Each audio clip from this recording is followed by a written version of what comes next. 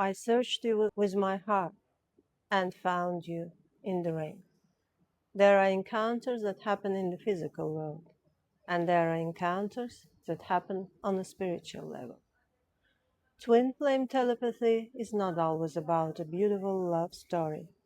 Sometimes it is a connection that pierces a person to the core. She knew what he was feeling. Whenever she thought of him or sensed his presence, he would mysteriously appear in her reality. She could feel his touch as if he were standing right beside her.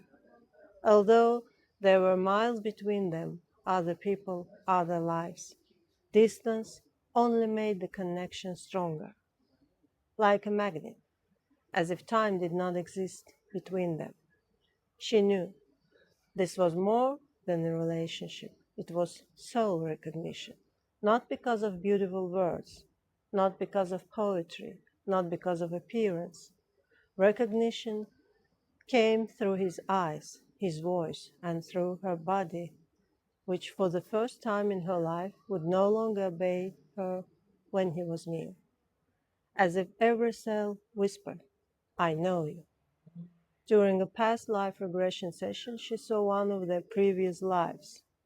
They were about to get married and loved each other deeply.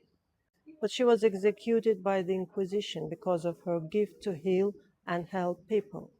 He could not bear the pain. He became ill and soon died after her. In that lifetime, she left him. In this lifetime, he left her.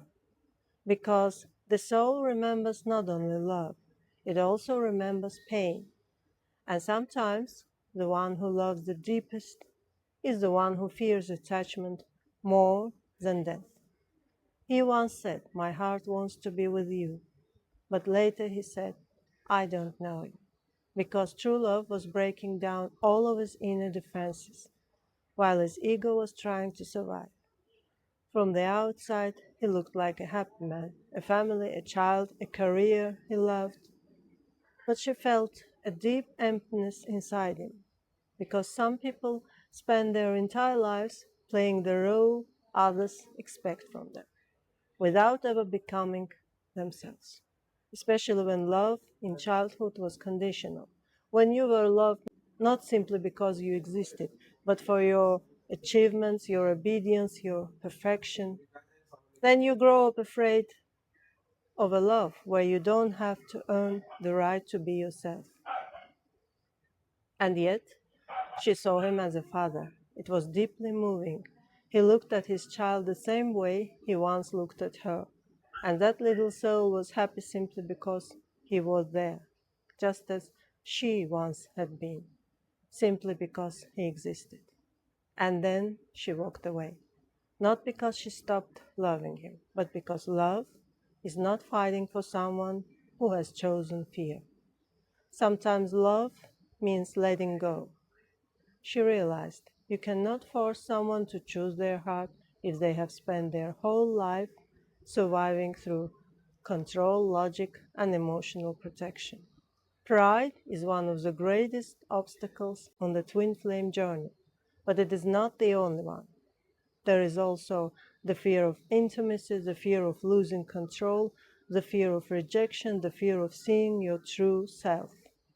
Sometimes people cannot be together not because they don't love each other, but because they carry too much pain inside. Close your eyes, place your hand over your heart, take one slow, deep breath. Then ask yourself, where in my life am I choosing fear instead of love? Where am I suppressing my feelings just to stay in control or avoid being vulnerable? And one more question. If fear disappeared, what would my heart choose? If you've ever experienced a connection that cannot be explained by logic, write, I know this feeling. And take care. Bye bye.